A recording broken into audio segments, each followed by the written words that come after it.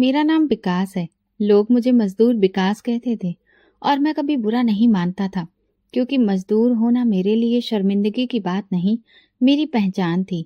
मैं उन लोगों में से नहीं था जो सपने देखते हैं, बल्कि मैं उन लोगों में से था जो दूसरों के सपने पूरे करने के लिए ईंट, रेत, सीमेंट ढोकर अपनी कमर तोड़ते हैं। मेरे पापा भी यही करते थे, मजदूरी।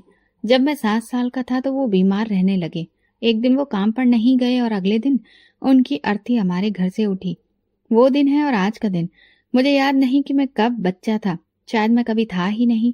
अंतिम संस्कार वाले दिन मेरे कंधे पर पहली बार बोझ पड़ा था और फिर वो बोझ कभी उतरा ही नहीं। घर में 4 ही लोग रह गए थे, मेरी माँ, मेरी 2 छोटी बहनें और मैं।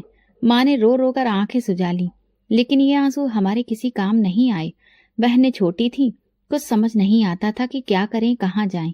एक दिन माँ ने मुझे गोद में बिठाया, मेरे सिर पर हाथ फेरा और कहा, अब तू ही अपनी बहनों का भाई भी है और पिता भी। बस वो दिन था। मैं स्कूल से निकल गया। मैट्रिक से पहले ही हाथ में बेलचा आ गया। दिन में मिट्टी खोदता, रात को मिट्टी की तरह बिस्तर पर गिर पड़ता। दूसरे लड़के जब अपनी किताबों की बातें करते तो मैं सोचता, काश मेरे हाथ में भी कलम होती।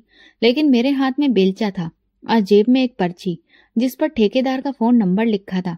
माँ को कई बार बुखार हो जाता, कभी कभी तो लगता जैसे वो हमें छोड़कर चली जाएंगी, लेकिन वो जमी रही। बस यही कहती, मेरी बच्चियों के हाथ पीले होने तक मैं जिंदा रहूंगी।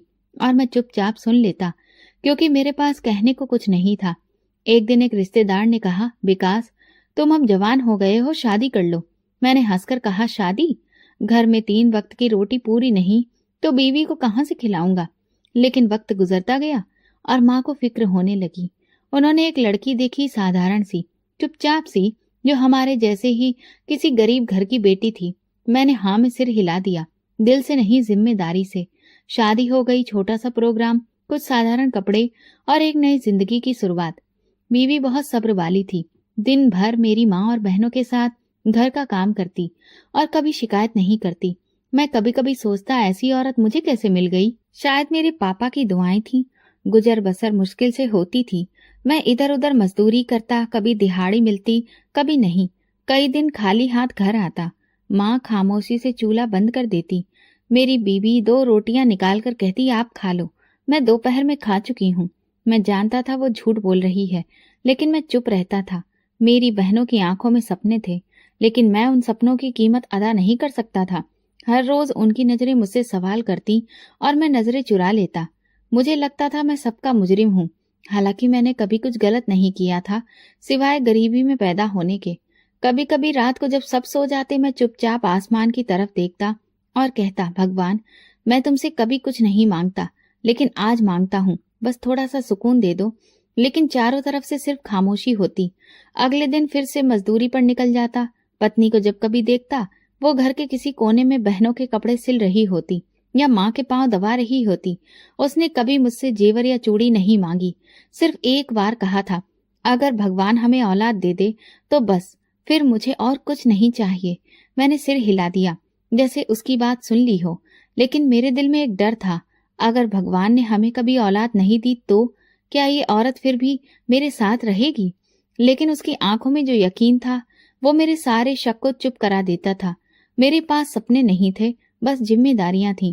मैं खुद को दफन कर चुका था, एक ऐसे इंसान की तरह जो सांस तो ले रहा है लेकिन जिंदा नहीं है। कभी कभी मजदूरी के बाद जब तनख्वाह हाथ में आती तो मैं उसे घूर कर देखता और सोचता, क्या यही जिंदगी है, क्या यही मुकद्दर है?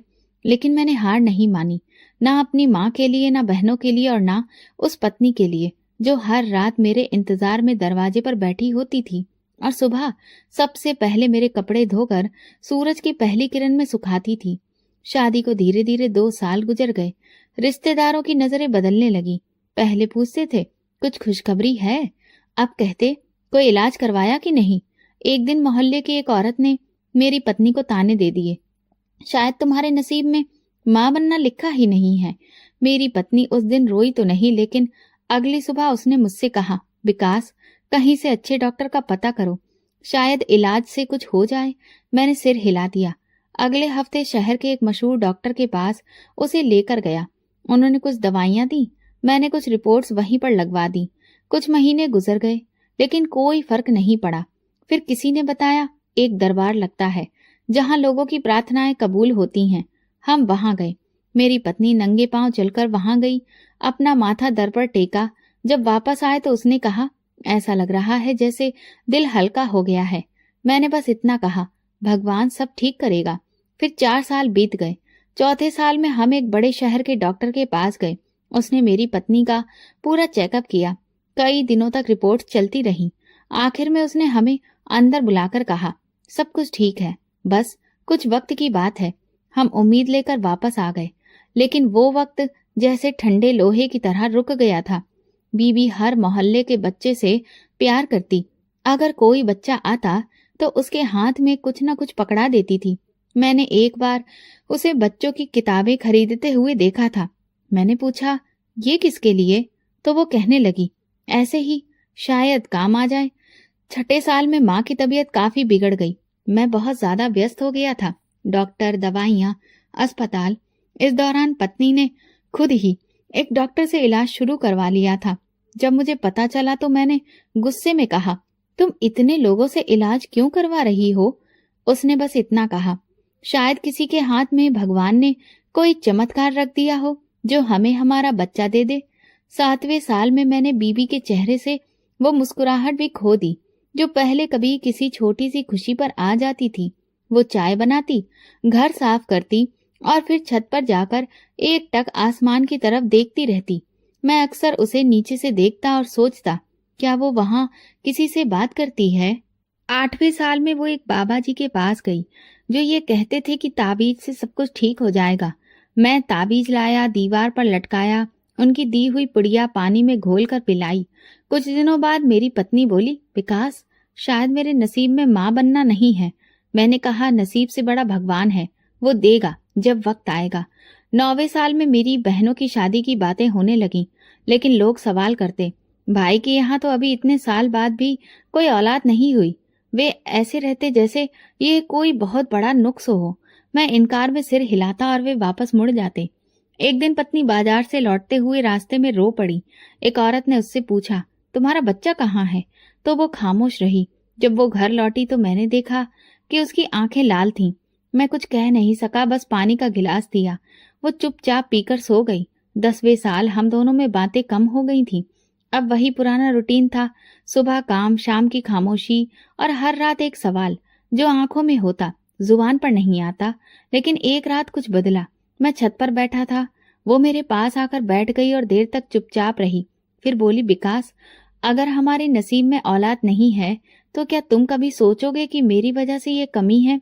मैंने कहा, नहीं, तुम ही मेरी पूरी दुनिया हो। वो थोड़ा सा मुस्कुराई और कहा, फिर मुझे दुआ के सहारे जीने दो, शायद कोई चमत्कार हो जाए।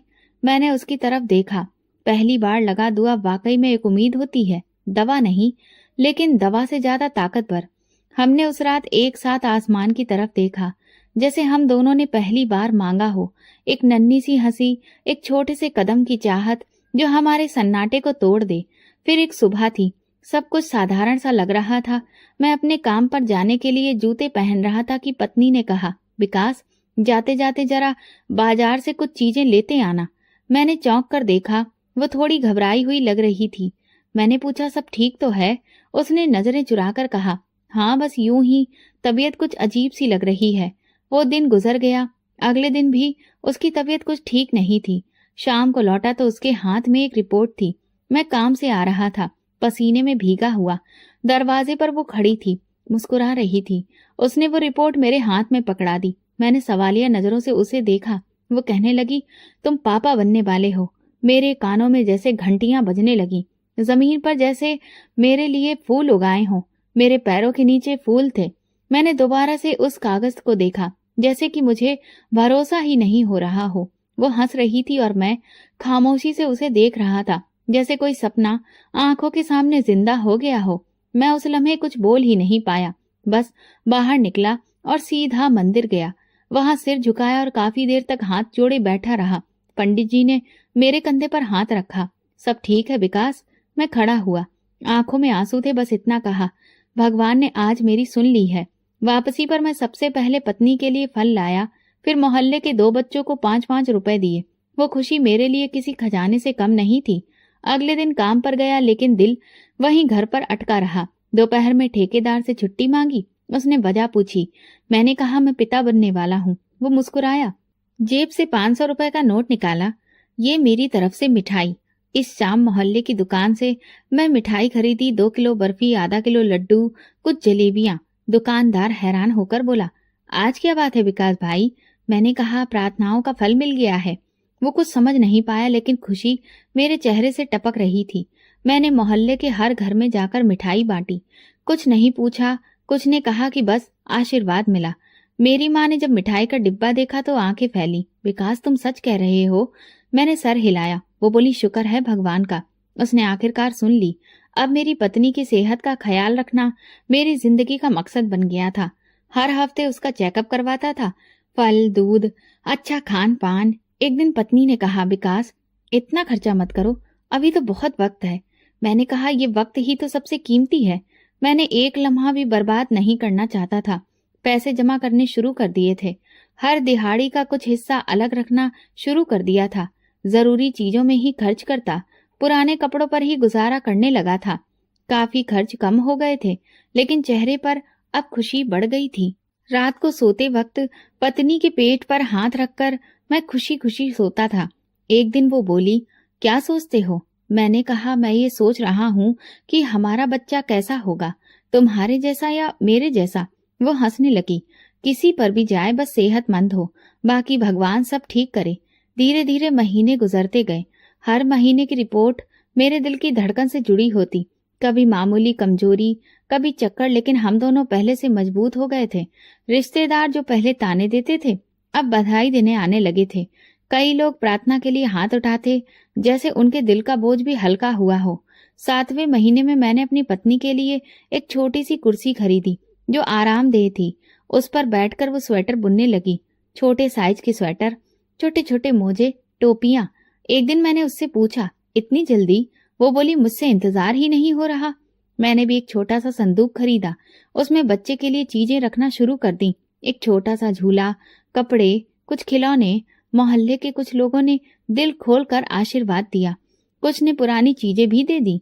मेरे लिए वो सब किसी कीमती खजाने से कम नहीं था। 9वें महीने तक मेरे घर का हर कोना पूरी तरह से मुस्कान से भर गया था। मेरी माँ रात को जाग जाग कर भगवान से प्रार्थना करती। बहनें जो कभी चुप रहती थीं, अब बच्चों के लिए नए नए नाम सोचती थीं। फिर वो दिन भी आ गया जिसका मैं बरसों से इंतजार कर रहा था। मेरी पत्नी को दर्द शुरू हुआ तो मैं उसे तुरंत ही अस्पताल लेकर गया। सर्दियों की सुबह थी।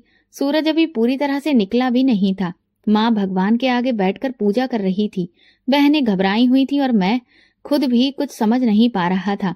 बस अस्पताल के बाहर चक्कर पर चक्कर काट रहा था। 2 घंटे बाद नर्स बाहर निकली। उसके चेहरे पर मुस्कुराहट थी। बधाई हो, बेटा हुआ है। ये सुनते ही मेरे शरीर में जैसे करंट दौड़ गया। मैं तुरंत ही दरवाजे की तरफ लपका, लेकिन नर्स ने रोक दिया। थोड़ी देर रुक जाइए, सफाई हो रही है। मैं दीवार के साथ टेक लगाकर खड़ा हो गया। मेरे हाथ कांप रहे थे, आंखें छलकने लगी थीं। थोड़ी देर बाद अंदर जाने की इजाजत मिली। कमरे में दाखिल हुआ तो पत्नी कमजोर लग रही थी, मगर चेहरे पर अजीब सी रोशनी थी। उसके पहलू में छोटा सा बच्चा लिपटा हुआ लेटा था। गुलाबी सा चेहरा, काले काले बाल, सांस लेता हुआ बिल्कुल एक खूबसूरत जिंदा हकीकत। मैंने धीरे से उसके नन्हे हाथों को छुआ।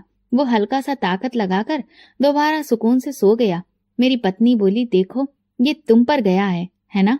तो बिल्कुल इसकी नाक तो तुम्हारे जैसी है। मैंने कहा, इसके हाथ भी छोटे छोटे बिल्कुल मेरे जैसे ही हैं। उस लम्हे मुझे लगा जैसे दुनिया थम गई हो, जैसे इतने सालों का इंतजार, इतना दुख बस उसी एक लम्हे के लिए मैंने सहन किया था। मैंने नर्स को आवाज दी, यहाँ आसपास कोई मिठाई की दुकान है? वो हंसी, अभी से? मैंने कहा, हाँ अभी से, क्योंकि मेरा बेटे ने दुनिया में कदम रख लिया है। अगले दिन अस्पताल से वापसी पर छोटा सा स्वागत किया। मिठाई, दूध और वे कपड़े जो मेरी बहनों ने सिले थे। माँ ने बेटे को गोद में लिया तो वो देर तक चुपचाप उसे लिए बैठी रही और उसके माथे को चूमती रही। बहनों की आंखों में अजीब सी रोशनी थी, जैसे उनकी जिंदगी में भी कोई नया सा रिश्ता आ गया हो। मैंने अपने बेटे का नाम राहुल रखा। सब उसे इसी नाम से पुकारने लगे। काम पर जाता तो बार बार फोन करके पूछता, राहुल ने दूध पिया? रो तो नहीं रहा है? पत्नी अक्सर हंसकर कहती, तुम अपने बेटे से ज्यादा खुद को संभालो, काम पर ध्यान दो। मैं कहता कि काम तो मैं इसी के लिए कर रहा हूँ, दिहाड़ी के जब पैसे मिलते तो मैं उसे बेटे के लिए कुछ ना कुछ जरूर लेकर आता। कभी कोई छोटा सा खिलौना, कभी एक दूध की बोतल। मुझे लगता कि ये चीज नहीं, मेरी मोहब्बत है जो मैं उस पर वार रहा हूँ। घर और काम के बीच में जिम्मेदारियां बढ़ गई थीं। सुबह काम पर निकलता तो सूरज पूरी तरह से निकला हुआ भी नहीं होता।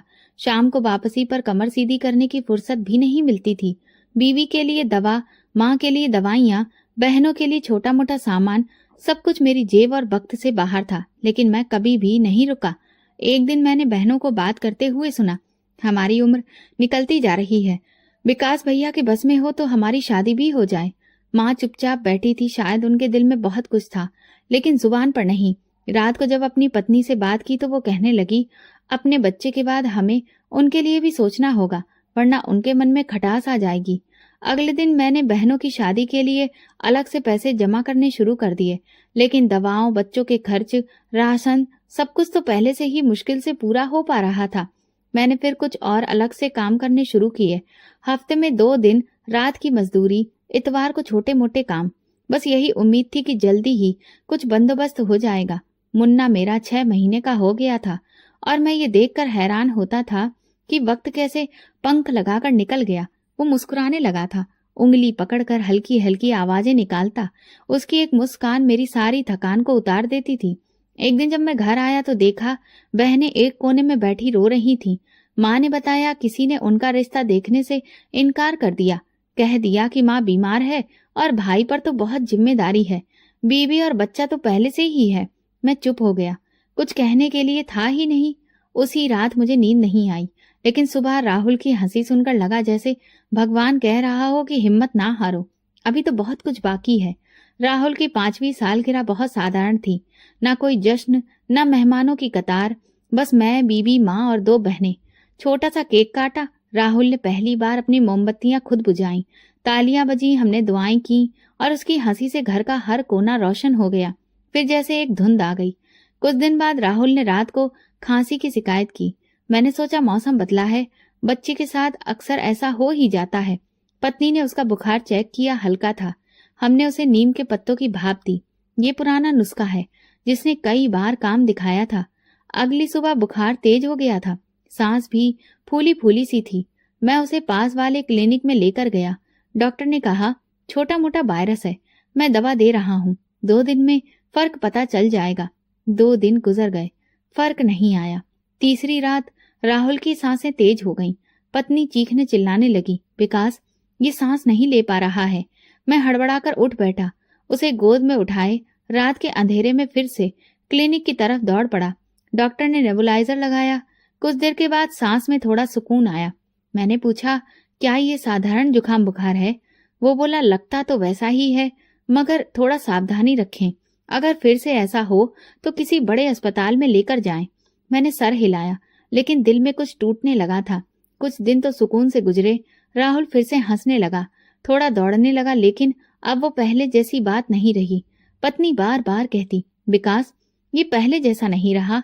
मैं उसे तसल्ली देता, बुखार आने के बाद शरीर में कमजोरी आ जाती है, दवा धीरे धीरे असर कर रही होगी। फिर 1 हफ्ते बाद स्कूल से फोन आया, आपका बच्चा क्लास में बेहोश हो गया है, तुरंत आ जाइए। मैं दौड़कर पहुंचा। मुन्ना के चेहरे पर लालामी थी, पसीना इतना जैसे वो भाग कर आया हो। मैं उसे गोद में उठा लाया। वो आंखें आधी खोलकर कहने लगा, पापा सांस नहीं आ रही।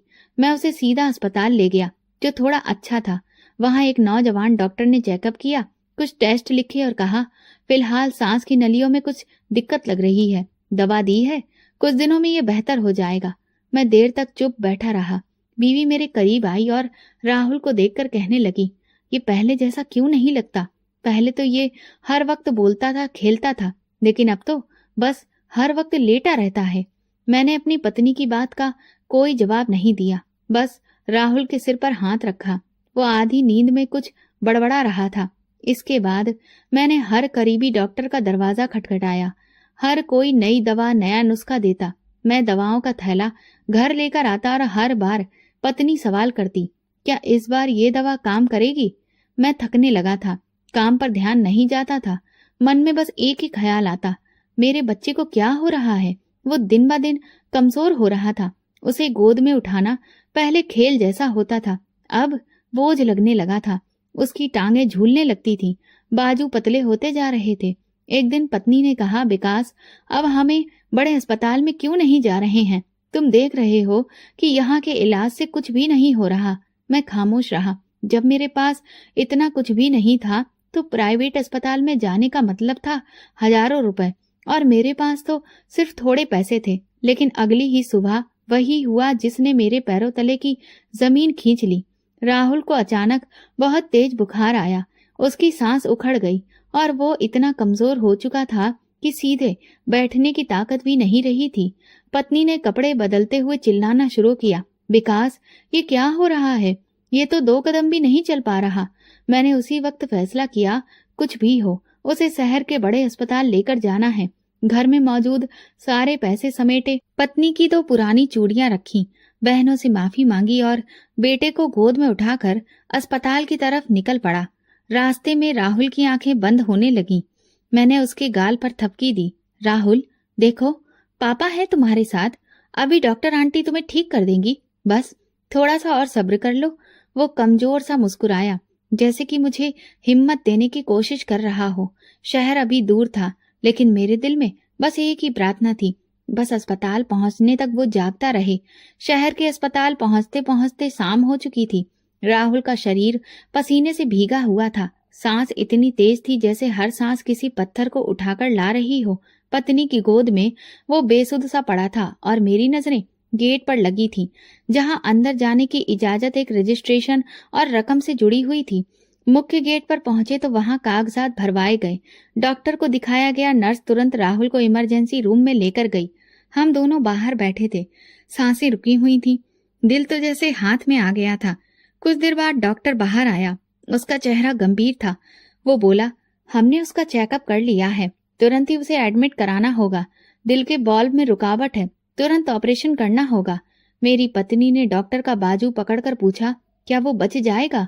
डॉक्टर ने पलकों को झुकाते हुए कहा, अगर वक्त पर इलाज हो गया तो हाँ, लेकिन देर हुई तो फिर हम कुछ नहीं कह सकते। डॉक्टर ने एक कागज पर रकम लिखकर दे दी, साथ में फार्मेसी की पर्ची भी। मैंने पर्ची को हाथ में लिया और उसे देखा, जैसे कि वो कोई बारूद हो। आंखें बार बार उस रकम को देख रही थी, जो मेरी साल भर की कमाई से भी ज्यादा थी। बीवी ने पूछा, क्या लिखा है? मैंने पर्ची छुपा ली। कुछ दवाई लेनी है, तुम बैठो, मैं लेकर आता हूँ। मैं अस्पताल से निकला तो रास्ता धुंधला हो रहा था। सड़क पर गाड़ियां अपनी रफ्तार से चल रही थीं। लोग अपनी दौड़ में व्यस्त थे और मैं एक ऐसी दौड़ में था जिसका अंजाम नजर नहीं आ रहा था। सबसे पहले अपने ठेकेदार के पास गया। उसने सुनकर अफसोस जताया, विकास, तुम तो जानते हो कि इस महीने तनख्वाह रुकी हुई है। मैं खुद उधार में चल रहा हूँ। मैं खामोशी से उठा, बाजार में जानने वाले दुकानदार के पास गया। वो पुराना जानने वाला था, कई बार सामान उधार दिया था। इस बार बोला, विकास भाई, दिल तो कहता है कि मदद करूं, लेकिन पिछली बार भी रकम लौटाने में तुम्हें 6 महीने लग गए थे। मैंने एक आह भरी, इस बार बच्चा मर जाएगा। तब भी क्या 6 महीने काफी होंगे? उसने नजरें झुका ली, लेकिन रकम नहीं थी। इसके बाद कई गलियों में कई दरवाजों पर दस्तक दी। एक ने कहा, मेरे बच्चे भी बीमार हैं। दूसरे ने कहा, पापा की दवाइयां लानी पड़ती हैं। कोई दरवाजा उम्मीद नहीं बन सका। पत्नी का फोन आया, विकास, डॉक्टर पूछ रहे हैं कि पैसों का क्या बंदोबस्त है। मैंने कहा, मैं रास्ते में हूँ, कुछ ना कुछ हो जाएगा। एक लम्हे को मैं रुका और सोचा, क्या किसी रिश्तेदार के पास जाऊं? लेकिन वही लोग जिन्होंने बहन के रिश्तों से भी इनकार कर दिया, वे पैसे क्यों देंगे? फिर भी मैं गया। मामा के घर पहुंचा, घंटी बजाई, दरवाजा खुला। उन्होंने सुना, अफसोस जताया, ये सब भगवान की मर्जी है, प्रार्थना करो, सब ठीक हो जाएगा। मैंने कहा, प्रार्थना के साथ साथ दवा भी चाहिए, लेकिन उसके लिए रकम नहीं है। वो बोले, मेरी बेटी की शादी है, खर्चा बहुत हो रहा है। मैंने हल्की सी हंसी हंसी तो मेरा बेटा शायद नसीब में नहीं था। वो चुप हो गए। मैं दरवाजे से पलट गया। अब जो बची थी वो थी माँ। फोन मिलाया, माँ, जेवर या सामान रख दो किसी के पास, रकम की जरूरत है। तभी आवाज आई, बेटे, तेरे बाप के जमाने की कुछ चीजें हैं, देखती हूँ, शायद कुछ काम आ जाए। मैं देर रात तक भागता रहा। जो थोड़े बहुत पैसे जुटाए उनसे दवाइयां खरीदी। अस्पताल पहुंचा, नर्स बोली, सर कल तक रकम जमा हो जानी चाहिए। पत्नी ने कुछ पूछा नहीं, सिर्फ बेटे के सिर पर हाथ फेरती रही। उसकी सांसें पहले की तरह ही भरी हुई थी, जैसे हर लम्हा खुद को किसी कैद से छुड़वाना चाहता हो। मैं चुप बैठा रहा। सुबह सूरज निकला। मैं समझ चुका था अब सिर्फ एक चमत्कार ही मेरे बेटे को बचा सकता है, या कोई ऐसा हाथ जो बिना सवाल के थामा जाए। और वो हाथ अभी तक कहीं नजर नहीं आया था। रात के आखिरी पहर तक मैं अस्पताल की गैलरी में बेमकसद चलता रहा। डॉक्टर की बातें मन में गूंज रही थीं। कल सुबह तक रकम नहीं पहुंची तो हम कुछ भी नहीं कर पाएंगे। पत्नी एक कोने में बैठी थी, बेटे का सिर गोद में रखा हुआ, और मैं एक ऐसी जंग में था जिसका हथियार मेरे हाथ में नहीं था। सुबह होने को थी। रोशनी ने अंधेरे को धकेलना शुरू किया तो दिल में कुछ और डूबने लगा। मैंने खुद को कमरे से बाहर निकाला, पार्किंग में जाकर बेंच पर बैठ गया। ठंडी हवाएं चेहरे को छू रही थीं। तभी याद आया, घर में पापा का एक पुराना हथियार पड़ा है। कभी वो हिफाजत के लिए रखा था, अब जरूरत कुछ और थी। पत्नी को बताया, मैं पैसों का बंदोबस्त करने जा रहा हूँ, तुम फिक्र मत करो। वो कुछ ना बोली। शायद वो भी किसी चमत्कार की उम्मीद छोड़ चुकी थी। मैं ऑटो में बैठा और सीधा गांव गया। स्टोर रूम में पहुंचा, लकड़ी की पुरानी अलमारी खोली, कपड़ों के नीचे लिपटी हुई चीज निकाली, हाथ में पकड़ी तो हथेली कांप गई। पापा की आवाज कानों में गूंजी, ये सिर्फ जरूरत पड़ने पर ही उठाना, वरना ये चीज कभी जिंदगी बचाती नहीं, बिगाड़ देती है। मैंने आंखें बंद की, खुद को समझाया, पापा अब ये वक्त जरूरत से भी आगे जा चुका है। मैंने उसे कपड़े में लपेटकर जेब में रखा और शहर की तरफ निकल गया। सड़क की शुरुआती रास्ते पर आकर मैं सड़क किनारे रुक गया। मंदिर से आरती की आवाजें आ रही थीं, लोग आ जा रहे थे, लेकिन मैं सड़क किनारे खड़ा अपनी किस्मत का हिसाब किताब कर रहा था। आती जाती गाड़ियों को देखता रहा, जैसे किसी इशारे का इंतजार हो। कुछ देर बाद एक सफेद गाड़ी आती दिखाई दी, जिसकी रफ्तार हल्की थी। अंदर एक औरत और एक ड्राइवर था। मैंने हाथ दिया, गाड़ी रुक गई। ड्राइवर ने शीशा नीचे किया। जी भाई साहब, लिफ्ट चाहिए, बहुत इमरजेंसी है। ड्राइवर कुछ कहने ही वाला था कि पीछे बैठी औरत ने कहा, बेचारे को बिठा लो, पता नहीं कितनी मजबूरी है। मैं फ्रंट सीट पर बैठ गया। गाड़ी चलने लगी। मैं चुपचाप बैठा रहा। थोड़ी दूर जाकर मैंने धीरे से जेब से पिस्तौल निकाली और सीधा ड्राइवर की तरफ की। गाड़ी रोको। ड्राइवर ने घबराकर ब्रेक लगा दिए। औरत चिल्लाई, क्या कर रहे हो भाई? मैं पीछे पलटकर बोला, जो कुछ भी तुम्हारे पास है सब निकालो, जेवर, पैसे, जो भी हो, जल्दी करो। औरत ने हाथ जोड़ लिए। भगवान का वास्ता है, मेरे पास कुछ भी नहीं है। ये सारे पैसे मेरी बेटी के इलाज के लिए हैं। उसके दिमाग में चोट लगी है, मैं अभी अस्पताल ही जा रही हूँ। मैंने कठोर लहजे में कहा, मुझे कोई फर्क नहीं पड़ता कि तुम्हारे साथ क्या हो रहा है। मेरा बेटा भी इस वक्त अस्पताल में है और उसके दिल के बल्ब बंद हो चुके हैं, वो मर रहा है। औरत की आवाज कांपने लगी। मैंने सब कुछ बेचकर ये पैसे जमा किए हैं। अगर मैं वक्त पर नहीं पहुंची तो मेरी बेटी नहीं बचेगी। प्लीज हम पर रहम करो। मैं गरज कर उसकी तरफ बोला, बस बहुत सुन लिया, ब्रीफ केस दो। ड्राइवर कुछ कहने को हुआ तो मैं चिल्लाकर बोला, अगर तुम बोले तो तुम्हें यही खत्म कर दूंगा। मैं पीछे मुड़कर एक बार भी नहीं देखा। बंदूक की नोक पर एक बाइक वाले के पीछे बैठा और पूरी रफ्तार से उससे बाइक दौड़ाने को बोल दिया। बीच रास्ते से उतरकर मैं तेजी से अस्पताल की ओर दौड़ गया। उस पल मुझे कुछ भी सुनाई नहीं दे रहा था, बस दिल में एक ही बात गूंज रही थी, मेरा राहुल बच जाए, मेरा बेटा बच जाए। उसी शहर में उसी दिन 2 बच्चे मरने के करीब थे। एक को बचाने के लिए मैंने दूसरे की उम्मीद छीन ली थी। मुझे ये समझ आ चुका था, लेकिन शायद कुछ समझने के लिए बहुत देर हो चुकी थी। अस्पताल पहुंचते ही मैं इमरजेंसी की खिड़की पर लपका, बैग मेज पर रखा और सांस चढ़ाते हुए बोला, रकम लाया हूँ, तुरंत डॉक्टर को जानकारी दे।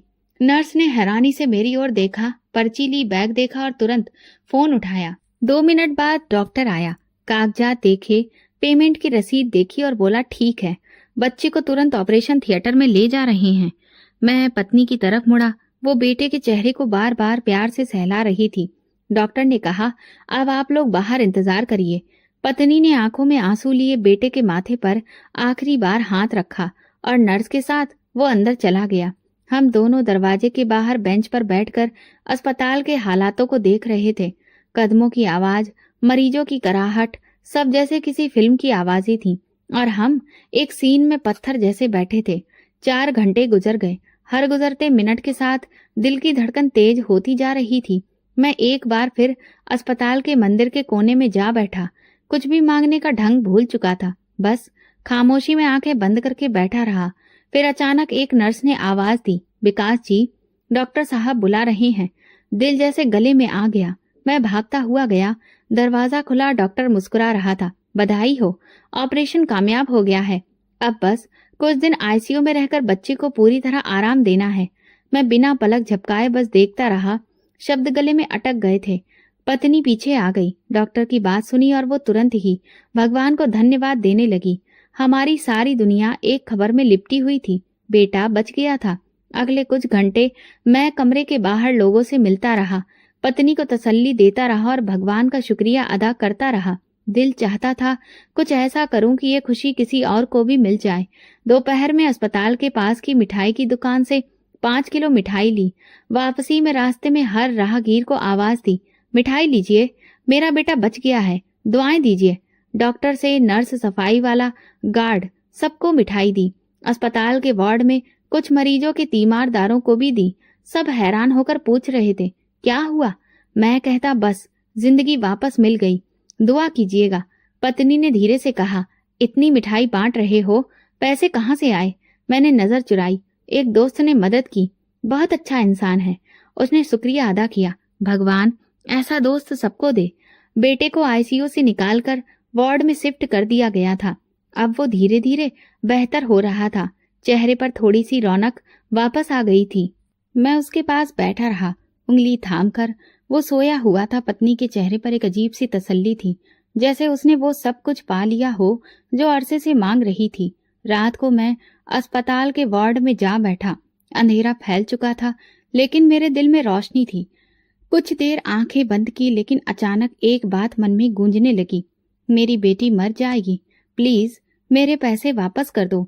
दिल में हलचल सी हुई, लेकिन मैंने ये ख्याल झटक दिया। खुद को समझाया, तुमने जो किया वो बस मजबूरी में किया था। तुम कोई चोर नहीं, एक बाप हो। अगर तुम ऐसा नहीं करते तो तुम्हारा बेटा मर जाता।